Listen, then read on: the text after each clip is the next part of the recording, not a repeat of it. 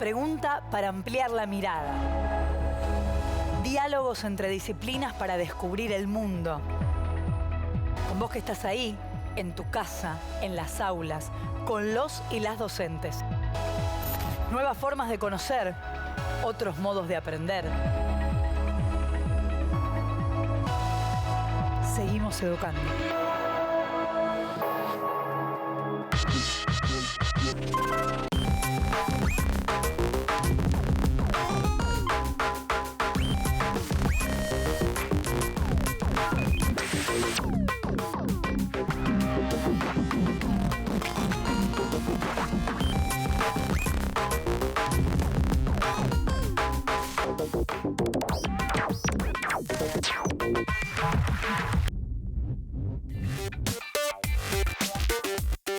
Hoy con Alma, la profe de Artes Visuales, y con Juli, de Formación Ética y Ciudadana, nos preguntamos, ¿qué es la cultura?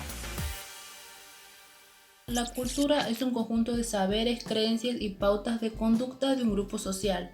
Por lo tanto, todos los seres humanos tenemos cultura. Dentro de este concepto abarcan valores, tradiciones, conocimientos, actitudes, comportamientos, estilos de vida, como muchas otras cosas más. La cultura es aquello que realiza el hombre. Realizar un mueble, una silla, una casa. La cultura es el conjunto de creencias, ceremonias, idiomas que van pasando de generación en generación y son los que unen a cierto grupo de personas. Cultura se le dice al conjunto de creencias, ideologías, la lengua o también las tradiciones de una sociedad. La cultura popular es un conjunto de manifestaciones artísticas y folclóricas que es directamente del sistema de creencias y tradiciones de un pueblo. La cultura popular es aquello que pueden acceder personas todos por igual. La cultura popular es aquella cultura que es creada o consumida por las clases populares, por ejemplo, la clase baja o la clase media. Se le dice cultura popular al conjunto de manifestaciones artísticas o culturales de una clase popular que va pasando de generación en generación. La alta cultura es utilizada de formas distintas en un entorno académico.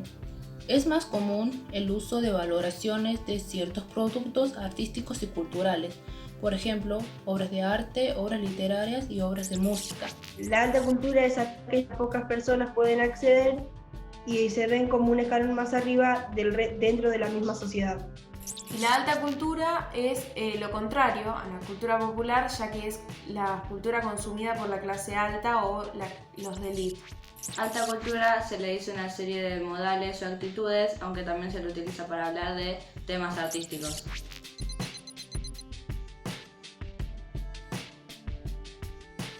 El valor del respeto, de la igualdad, de la comunidad y de la libertad. Para mí, el desarrollo cultural es muy importante porque vas creciendo culturalmente, vas aprendiendo nuevas culturas.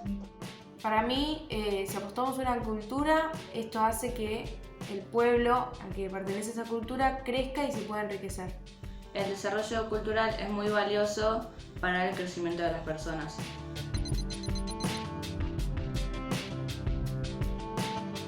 Sí, influyen por medio de celulares, televisión o incluso por revistas. Sí, para mí los medios influyen porque estos hay veces que nos enseñan, pero también hay veces que nos hacen cambiar de opinión, de idea. Sí, creo que influyen bastante los medios en los gustos culturales, ya que ahora al saber quizás o poder obtener información de culturas que están en otra parte del mundo, podemos practicarlas. Los medios no me influyen a mí en mis gustos, pero sé que a otras personas sí.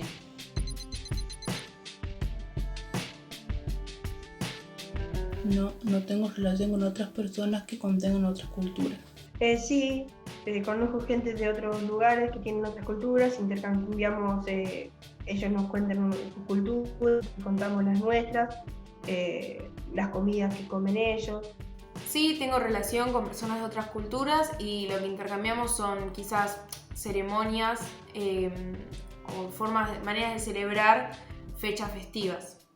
Sí tengo relación con otras personas de otras culturas en el colegio.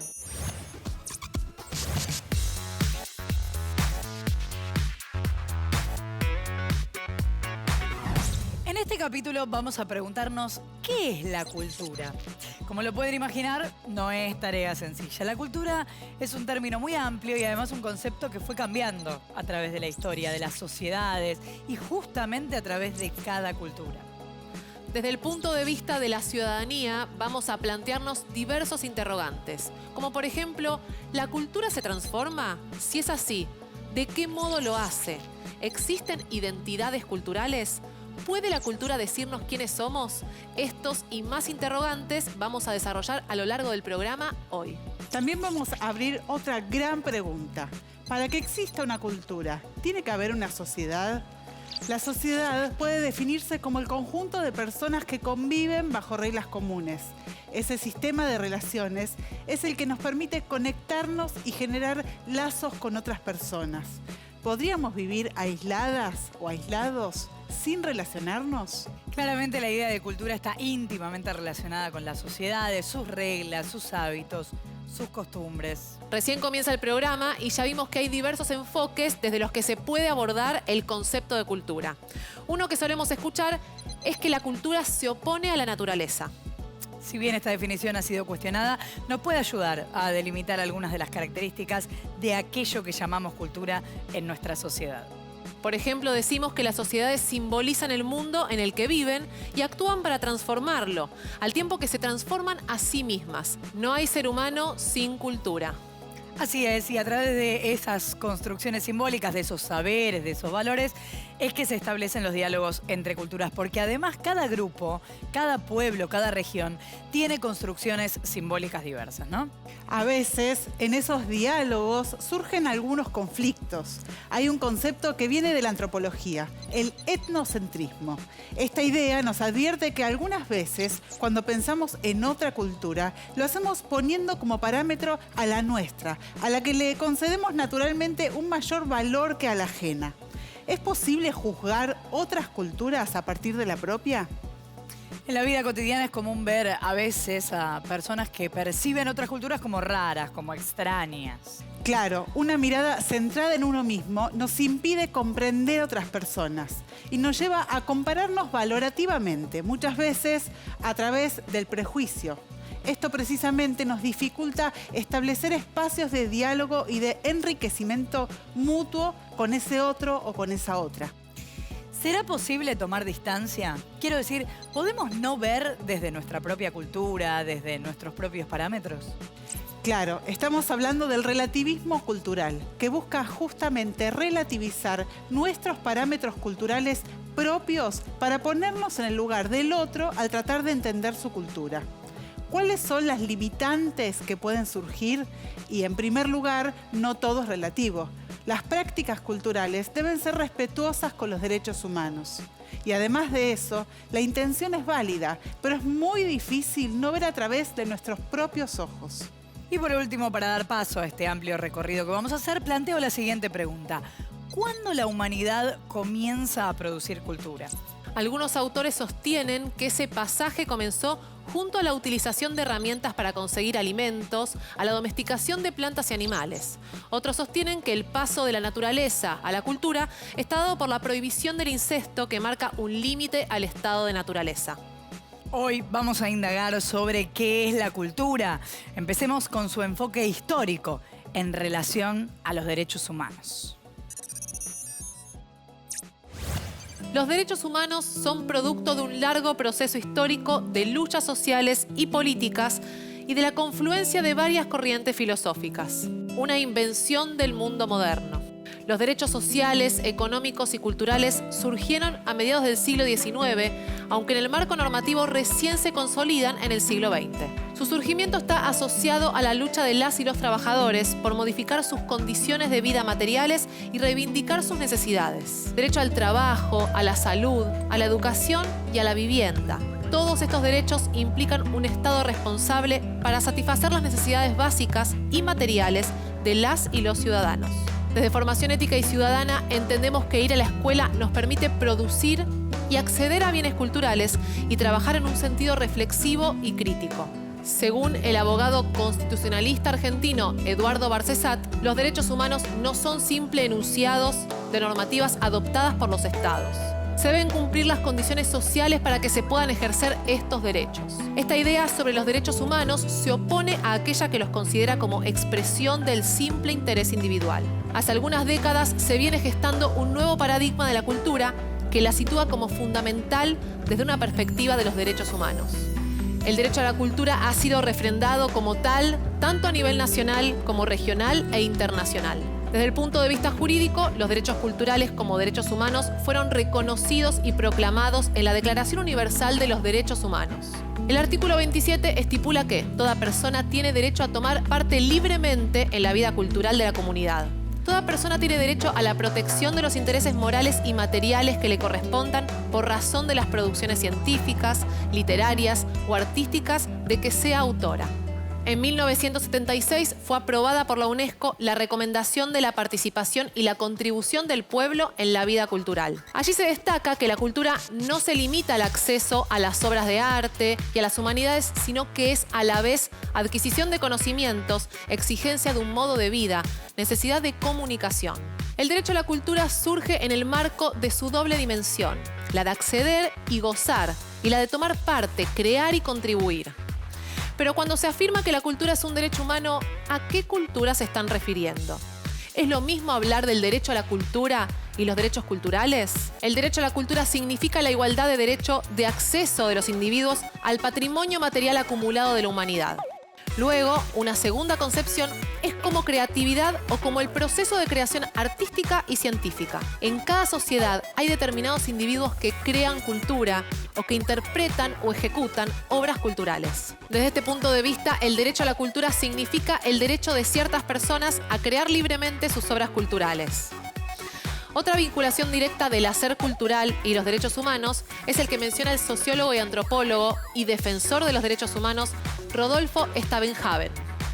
En 1979 definió que el creador cultural simboliza la libertad de pensamiento y expresión que ha sido una de las fuerzas motivadoras de las luchas por los derechos humanos a lo largo de toda la historia. Por último, el autor señala una tercera concepción de la cultura que significa la suma total de las actividades y productos materiales y espirituales de un grupo social determinado que lo distingue de otros grupos similares. En todo el mundo, los pueblos son portadores de múltiples culturas. En un país puede suceder que la totalidad o la mayoría de la población comparta una cultura común. En otros, variedad de culturas coexisten en un mismo estado.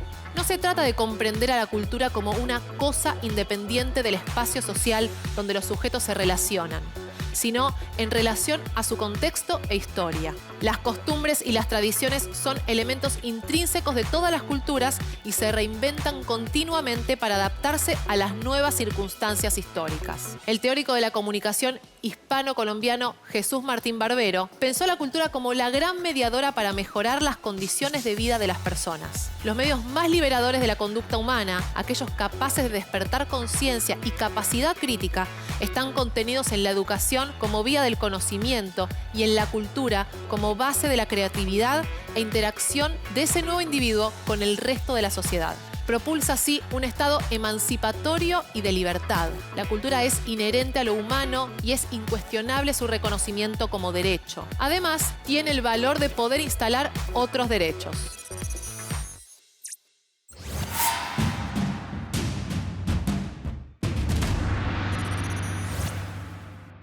Resulta necesario tener plena conciencia de que se puede trabajar por la cultura y los derechos culturales como derechos humanos. Así es, solo de esta forma se podrá luchar por su real reconocimiento y cumplimiento. Todos y todas necesitamos cultura. Pero vamos a ir un poco más atrás en el análisis para comprender y para ampliar nuestra mirada. ¿Qué es la cultura? La cultura es una creación humana, es algo que se construye. Todos los pueblos a lo largo de la historia fueron creadores de su propia cultura. Las personas la van construyendo a lo largo de sus vidas. ¿Podemos afirmar que la cultura es una construcción colectiva? Siempre. La cultura no es una invención individual, está construida por un grupo o una sociedad. Otro factor a tener en cuenta es la época, el tiempo y el espacio. Por ejemplo, estamos inmersos en una cultura virtual que tiempo atrás hubiese sido impensada. ¿Los símbolos culturales se mantienen a través del paso de las generaciones o cambian su significado? Se me viene a la mente Un relato nostálgico. Mi abuela, cuando me decía que en la plaza del pueblo hacían la ronda. Ese ritual cultural en donde las personas daban vuelta a la plaza del pueblo, los más jóvenes lo utilizaban como un momento de encuentro y también era la posibilidad de conocerse, de poder dar un puntapié a una relación de amistad o amorosa. Pienso que en este presente esa ronda, por ejemplo, se resignificó desde otro contexto histórico y social. Las madres de Plaza de Mayo tomaron aquel viejo ritual de la ronda para reclamar por sus hijas e hijos en una caminata simbólica alrededor de la pirámide de Mayo, que hoy continúa luego de más de 40 años. Los cambios de época y de espacio resignifican claramente el hecho cultural, pero ¿qué es lo que hace que un grupo de personas comparta una misma cultura? Uno de los factores determinantes es compartir vivencias. Las experiencias colectivas dejan fuertes imágenes en nuestra conciencia, generan sentimientos comunes, escuchar la misma música, ver los mismos programas de televisión o recorrer paisajes en común. Todo eso pasa a formar parte de los conocimientos comunes de la sociedad, siendo reconocidos por nosotros desde muy temprana edad. Se dice que la comunicación es tan vieja como la cultura. Sí, y de hecho, el escritor italiano Umberto Eco afirma que sin comunicación no hay cultura ni sociedad. Da el ejemplo de la producción de utensilios y dice: la cultura no comenzó cuando el hombre comenzó a usarlos, sino cuando los identificó como tales y comunicó su función. Por otro lado, la antropología es la disciplina que estudia al ser humano en sus distintas dimensiones y especialmente en su capacidad de hacer cultura. Así es, la antropología moderna se desarrolló con fuerza en el siglo XIX y en el contexto del colonialismo. Durante bastante tiempo se habló de la cultura europea como la más evolucionada. Por eso, el modo de vida de esos otros aparecía como atrasado o primitivo respecto a la civilización occidental. Esa mirada etnocentrista vuelve a aparecer una y otra vez. Desde mediados del siglo XX, la antropología moderna cambió su perspectiva, intentando dejar de lado la mirada etnocéntrica y comenzó a hablar de las culturas. Supongo que de ese modo tenía una manera de abordar la identidad de esos grupos o colectivos diversos, por más que se compartan con otros. El espacio urbano, la lengua, ciertos códigos, significados. Sí, y ese fenómeno que mencionas se conoce como otredad cercana. Habla de una subcultura que cambia con el tiempo y que se define en relación a sus otros. Por ejemplo, a mediados del siglo XX, el nacimiento de la subcultura juvenil se caracterizó por definirse en rechazo al mundo adulto. El uso del pelo largo entre los varones les permitía a los jóvenes diferenciarse de la generación de sus padres. Aquel extraño de pelo largo del que hablaba la canción. Es el ejemplo de una moda musical como el rock, pero también como un fenómeno social y universo simbólico asociado a la juventud y al mundo urbano. Vagando por la calle, mirando a la gente pasar, el extraño del pelo largo, sin preocupaciones va. Hay fuego en su mirada y un poco de insatisfacción por una mujer que siempre quiso y nunca pudo amar, jamás. Take my nerves and you rattle my brain. Too much love drives a man insane. You broke my will, what a thrill. Los años 60 son tiempos de cambio. Las jóvenes generaciones buscan diferenciarse de sus padres y eso se nota en la música, la ropa y hasta en el largo del pelo. En estos años, el rol social de la mujer atraviesa por grandes transformaciones. Por un lado, la aparición de la píldora anticonceptiva le da más poder de decisión sobre la maternidad. Por el otro, cada vez son más las mujeres que trabajan o que pudieron terminar una carrera universitaria, lo que les garantiza una mayor independencia económica. ¿De qué hablamos cuando hablamos de cultura visual? La cultura visual está conformada por las imágenes que se producen y también por cómo las personas se relacionan con esas imágenes, con su interpretación. Esta dimensión de la cultura está compuesta por diversas representaciones producidas para ser vistas en redes sociales, medios de comunicación, en la calle, incluyendo también a las obras de arte que podemos ver en los distintos museos. Abarca distintas épocas y contextos. Dentro de la cultura visual, las imágenes pueden vincularse unas con otras, pertenezcan a la historia del arte o no. ¿Qué es arte? ¿Hay límites claros para determinarlo? La idea de arte es amplia y sus límites son difusos. Además, las obras visuales tienen su propia historia y circulación.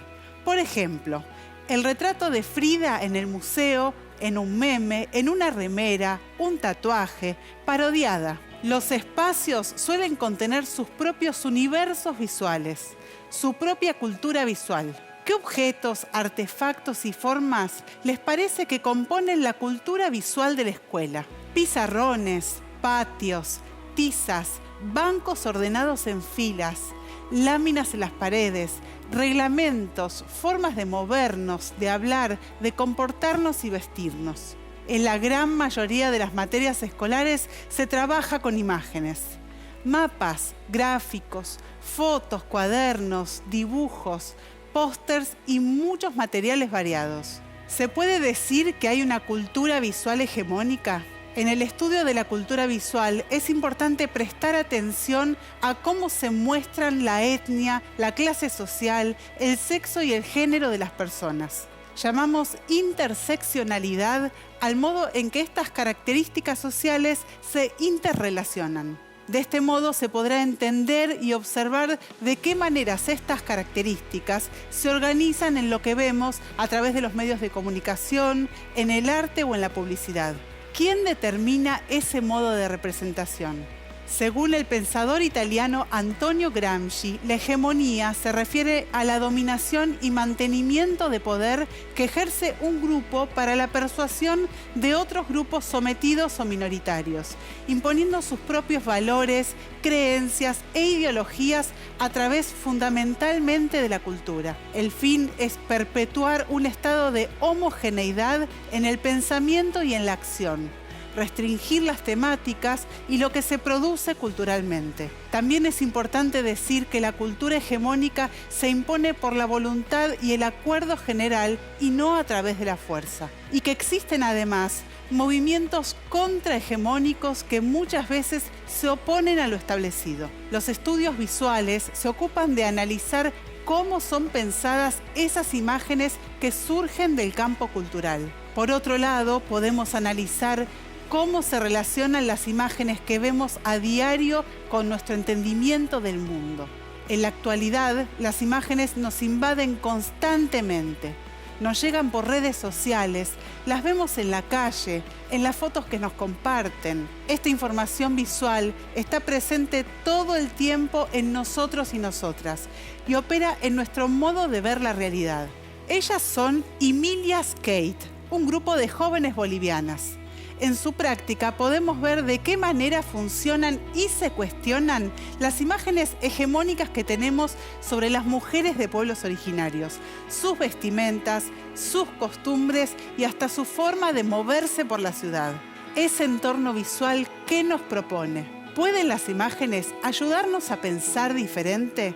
¿Pueden influir en nuestras opiniones? ¿Podemos influir a los demás a través de las imágenes que compartimos?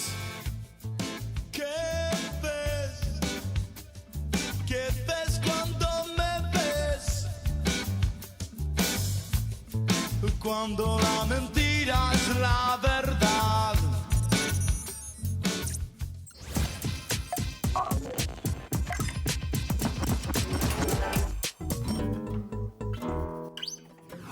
En el tutorial de hoy les proponemos crear una autobiografía cultural en formato audiovisual.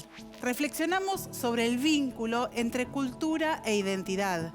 En la conformación de nuestra identidad juega un papel importantísimo nuestra cultura. Pertenecer a una determinada cultura nos define y también nos acerca a otras personas, con quienes compartimos valores, tradiciones, símbolos, creencias. Por eso hoy vamos a proponerles narrar su propia historia, recuperando todas las referencias culturales que consideren que forma parte de su identidad. Gustos, costumbres, objetos culturales o artísticos preferidos, deportes, canciones. La lista puede ser tan exhaustiva como ustedes quieran. Las y los invitamos a que incluyan en sus videos una reflexión personal sobre la importancia del derecho a la cultura. Vamos por pasos. Paso 1. Identidad cultural. Lo primero que tenemos que hacer es pensar qué elementos culturales sentimos que nos definen. Para este paso les recomendamos tener un papel y un lápiz a mano e ir anotando de la manera que les resulte más cómoda todas las ideas que les vengan a la cabeza. Anécdotas en relación a su gusto por un deporte o por alguna banda de música con la que se sienten identificadas o identificados. También puede que quieran recuperar alguna tradición familiar, como el modo de festejar los cumpleaños o las reuniones los fines de semana. Paso 2. Planificación. El segundo paso va a ser escribir el guión de lo que va a decir el video. Quizás algunas o algunos de ustedes ya la tengan re clara con las cámaras y no necesiten tanto esta instancia, pero también estamos los tímidos que preferimos estudiarnos la letra para no confundirnos. Les proponemos que el video comience con la presentación clásica: nombre, edad, lugar donde viven, si quieren la escuela a la que asisten, y que a continuación puedan contarnos su autobiografía cultural, a partir de las ideas que anotaron en el paso 1. Hacia el final del video pueden contarnos qué importancia tiene para ustedes el derecho a la cultura. También pueden sumar alguna de las siguientes frases.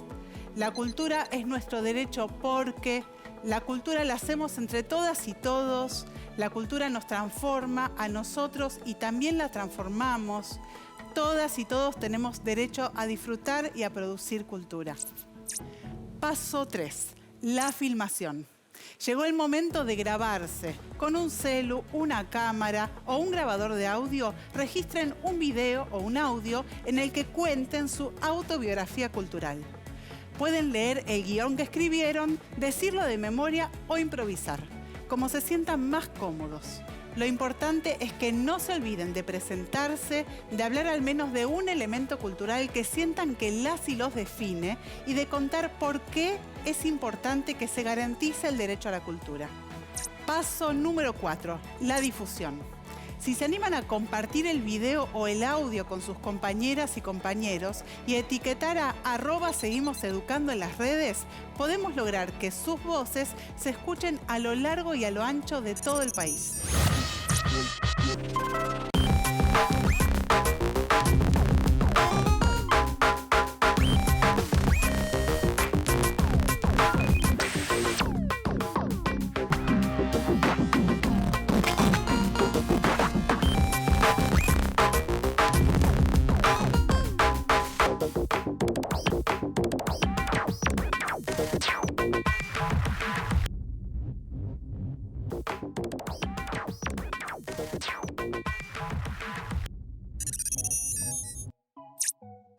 Estamos hablando de la cultura y su práctica.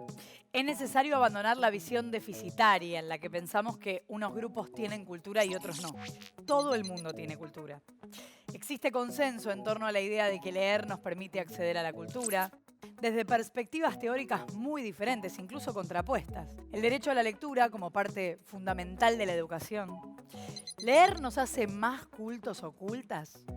¿Cómo podemos pensar el vínculo entre acceso a la cultura y promoción de la lectura? ¿A qué cultura accedemos por medio de los libros? Si no leemos libros, ¿no tenemos cultura? La promoción del acceso a la lectura no implica llevar cultura a aquellos que les falta cultura, sino ofrecer un medio para ampliar las experiencias, así como dar acceso a elementos para mirar críticamente el origen y la naturaleza de los valores, las prácticas culturales propias. Hay una frase muy conocida de Eduardo Galeano que dice: culto no es aquel que lee más libros, culto es aquel que es capaz de escuchar al otro.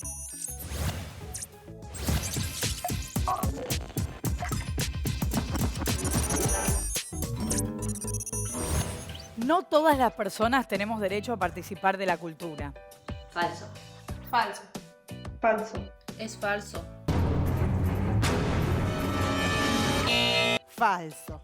Todas las personas tenemos derecho a participar de la cultura, a gozar del acceso a ella, pero también a ser considerados sujetos activos, creadores, transformadores de nuestra cultura.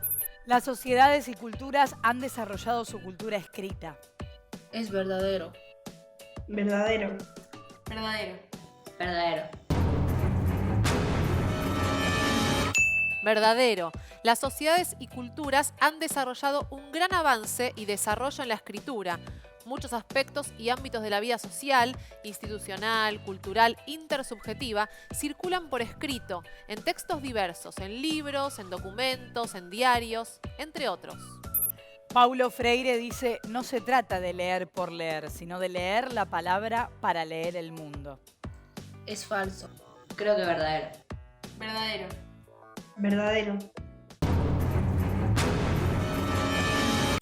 Verdadero. Además agrega, educar no consiste en meter el mundo en las cabezas de la gente, sino en animar y apoyar a la gente para entrar al mundo de manera activa y crítica, de manera que deje de ser objeto y se convierta en sujeto y autor de su propia historia. Cultura e identidad fueron términos que se confundían entre sí. Verdadero. Es verdadero. Verdadero. Verdadero. Verdadero. Las ideas de cultura e identidad estaban vinculadas a las nacionalidades delimitadas por la diferenciación entre los estados. De esta forma se asociaba a la nación con la cultura. Todos los habitantes del país comparten una misma cultura. Falso. Es falso. Falso. Falso. Falso. Sabemos que esto no es así. Existe una multiplicidad de culturas que conviven en un mismo territorio y que son compartidas. Hablar de culturas juveniles implica partir de reconocer la complejidad de las nociones de cultura, de identidad y de juventud.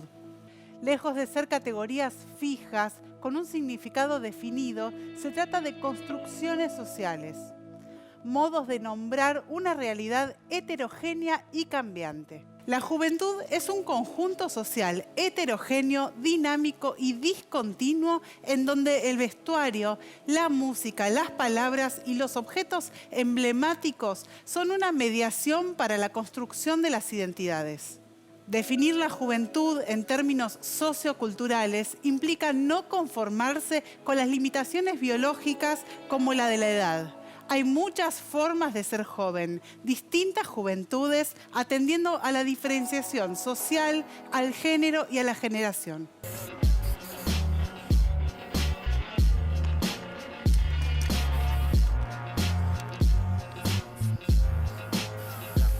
Nosotros somos el grupo de rap de acá, del pueblo. Brian, FJ, Adri y yo, Dominique. Cantamos rap, es lo que nos gusta. Suele asociarse la idea de cultura juvenil o de tribu urbana a agrupaciones de jóvenes y adolescentes que se visten de un modo parecido, siguen hábitos comunes y se hacen visibles sobre todo en las grandes ciudades. Podemos pensar las culturas juveniles como un espacio en el que las experiencias sociales de los jóvenes son expresadas colectivamente.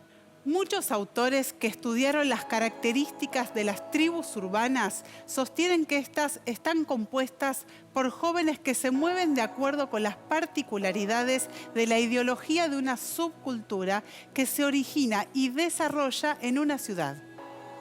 Son jóvenes que se visten de un modo similar, su lenguaje tiene términos o vocablos producidos a partir de sus propias experiencias. Muchas veces sus cuerpos llevan marcas a través de los tatuajes, los piercings y peinados que identifican su pertenencia. La música que escuchan es un elemento central para cohesionar al grupo. Esta funciona como el vehículo cultural mediante el que se transmiten valores y creencias propios. Podríamos decir que en las letras de las canciones que escuchan vamos a encontrar la ética particular que sostiene a cada grupo. La idea de la aldea global, de una sola cultura en la que se anulan las diferencias, encuentra respuesta en la aparición de microsociedades o tribus que alteran el mapa urbano. Tratan de formar sus propios grupos para encontrar un sentido de pertenencia o un espacio social. Emergen estilos particulares de presentación del sí mismo ante los otros. Se los puede entender como comunidades emocionales, donde adquieren una identidad y comparten experiencias afectivas y sensoriales. La identificación se expresa en una yuxtaposición compleja en la cual ser joven se amalgama junto a diversas etiquetas que dominan y estereotipan a los y las jóvenes. Rockeros, rolingas, cumbieros, punks. Las claves de estas agrupaciones se relacionan con la solidaridad interna que los une, lo que genera un fuerte sentimiento de lealtad, fundamentado en la ayuda mutua. Alta cultura, cultura popular, cultura de masas. Se dice que determinadas obras son culturales y otras que no. ¿Quién determina qué es arte y qué no? Hablemos de cultura popular. Una cultura muchas veces desprestigiada. Cobró un fuerte impulso en Inglaterra a mediados del siglo XX con historiadores y sociólogos agrupados en la Escuela de Birmingham. Raymond Williams y Richard Hogarth veían que la cultura de los obreros ingleses estaba cambiando. Y a partir de eso, los nuevos medios de comunicación abrían un nuevo paradigma cultural. ¿Qué sucedía con la clase trabajadora? Las costumbres y modos de vida se homogeneizaron porque todas las personas recibían idénticos mensajes, compartían códigos y experiencias en común. Además, la cultura se imponía en la música, las revistas, en los programas de radio y más adelante en los nuevos programas de televisión. Aquí surge una división entre la alta cultura, con la música clásica y los museos, o aquella destinada a un sector de élite, y por otro lado, la denominada despectivamente baja cultura, asociada a las clases populares. Sí, esta división también organizaba por un lado a las personas que tenían cultura y a los incultos. Eso evidenciaba los diversos modos de vida y demostraba que hay relaciones de poder por las que algunas formas culturales parecen tener más valor que otras. Hoy todos entendemos que la cultura es central en la reproducción o transformación de la sociedad. Por ejemplo, las luchas por el reconocimiento de la identidad cultural de los pueblos originarios de América han tenido un fuerte impacto político, como en Bolivia, donde las instituciones de gobierno se adaptaron a la realidad plurinacional del país. Mencionamos en el programa la gran influencia de los mensajes mediáticos y su posibilidad de transformar el pensamiento. Pero en el ejemplo que acabas de dar, plantean que esta cultura popular tiene diferentes formas de resistencia cultural. Es la resistencia a la hegemonía cultural. ¿De qué se trata esa hegemonía? Es la capacidad que tiene un grupo particular para dirigir la sociedad en términos intelectuales y morales. La intención es imponer un modo de cultura como lo verdadero, lo bueno y lo bello. Esto también puede crear nuestro sentido común y un modo de pensar el arte. Así es, esta hegemonía implica un trabajo permanente de la élite para construir consenso. La gente tiene que aceptar voluntariamente la cultura hegemónica. Aparecen muchas divisiones entre lo popular y la alta cultura, como por ejemplo entre arte y artesanía. ¿Nunca se preguntaron por qué muy pocos artesanos llegan a ser reconocidos como artistas? Las oposiciones entre lo culto y lo popular y entre lo moderno y lo tradicional se condensan en la distinción que suele establecerse entre arte y artesanía. En realidad se coloca al arte en un lugar de una producción simbólica desinteresada de lo utilitario o funcional, un conjunto de bienes espirituales en los que la forma predomina sobre la función. Esta separación pone al arte en una posición que lo vincula a los intereses y gustos de los sectores cultos. Se me ocurren otras divisiones que provienen de esa misma esencia, lo bello sobre lo útil o lo urbano sobre lo rural. Hay trabajos artesanales como el de soguería criolla que se realizan en todo el país. ¿Adquiere esta actividad el reconocimiento artístico que merece? Sin embargo, para una determinada población son piezas muy requeridas. Esto enfatiza la imposición del arte que se desarrolla en las grandes ciudades. Lo rural está visto desde una perspectiva urbana. Siempre nos topamos con la misma piedra, el problema del etnocentrismo. Sin embargo, a pesar de esta lucha entre el arte popular y el arte de alta cultura, el arte en cualquiera de sus formas se produce dentro de un campo atravesado por redes de dependencias que lo vinculan con el mercado, con las industrias culturales y las construcciones sociales del gusto. ¿Cómo piensan que llegaron a desarrollar esa preferencia cultural? ¿Se hicieron alguna vez esta pregunta?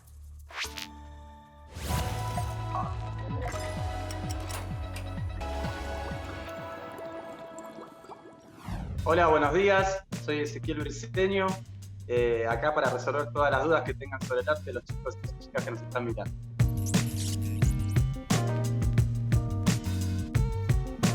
Mira, la verdadera función del arte, el arte es muy amplio, pero para mí tiene varias funciones, ¿no? Yo no tengo la verdad, pero desde mi punto de vista, el arte tiene como objetivo embellecer, tiene como objetivo sanar a las personas, sacar sonrisas, generar un problema, ¿por qué no? Yo creo que no hay una verdadera función, sino que hay varias, y una de las más importantes es transmitir el momento sociocultural de cada pueblo, de cada nación.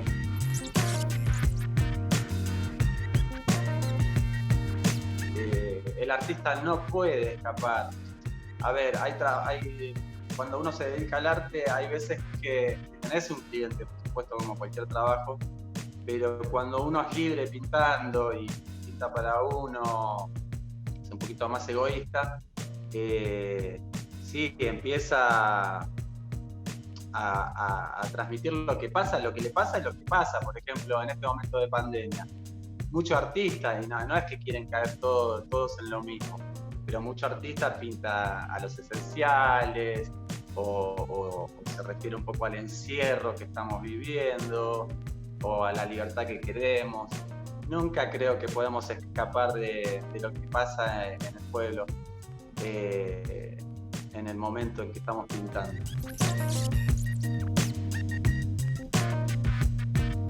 Donde trabajo, soy el director de Muro Sur, que es un equipo que pintamos como un colectivo, que tratamos de que la obra, el mural, parezca de una misma mano para amalgamarnos entre todos, ya sea desde la idea hasta la realización.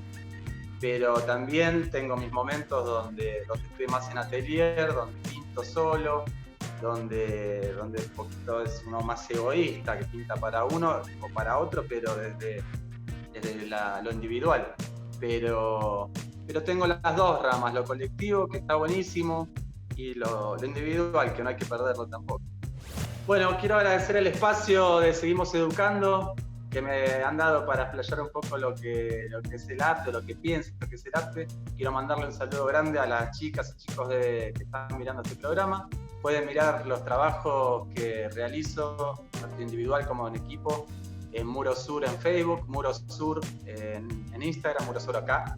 Así que ahí chusmen, manden mensajes, que son todos leídos y todos agradecidos.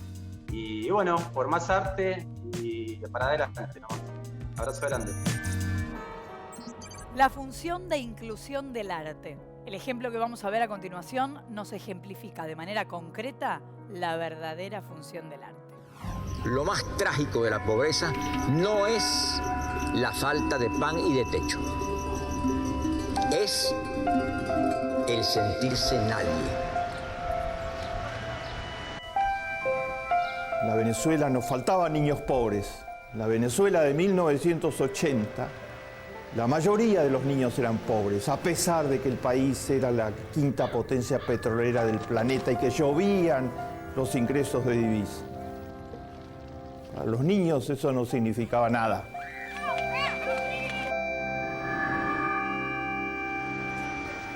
José Antonio Abreu empezó con un grupo pequeño de discípulos a ir a los lugares más pobres de la geografía del país, a los ranchos equivalentes a las villamiserias en la Argentina o a las favelas en el Brasil. tocar en la puerta. Y decirle, ¿usted tiene niños en su casa? ¿Me deja que vengan algunas horas por semana a la orquesta sinfónica juvenil que yo voy a crear? Yo les quiero enseñar música. Les quiero enseñar a tocar en una orquesta. Los padres lo miraban azorado. Un famoso director de orquesta que toca en sus casas sin ningún costo de ninguna índole, les pide que los chicos vayan algunas horas. Algunos dijeron, pero bueno, no van a ir a la escuela. No, son horas fuera de la escuela. La élite de Venezuela, a la que Abreu pertenecía, lo miró incredulidad. Abreu se habrá vuelto loco. Abreu cree que a estos chicos los va a hacer tocar Beethoven. ¿Qué se cree Abreu? Abreu siguió adelante. No solo fue a los niños de los ranchos, sino fue a los niños pemones de la Amazonia venezolana. Los hijos de familias indígenas. La miseria de la miseria desde el punto de vista socioeconómico. Y también los invitó a sus familias a que fueran a sus orquestas sinfónicas juveniles. Y Abreu empezó a crear orquestas sinfónicas juveniles.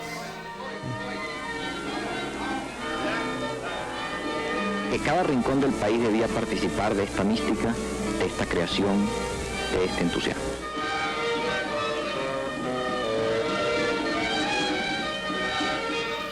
¿Saben cuántos niños hay actualmente en el Sistema Nacional de Orquestas Sinfónicas Juveniles de Venezuela? 300.000 niños. ¿Qué es la cultura? Como vimos a lo largo del programa, no es sencilla de responder esta pregunta. La palabra ha sido tomada como concepto desde muchas disciplinas.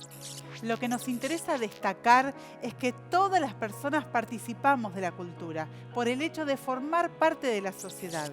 Consumimos cultura, aprendemos cultura y la producimos.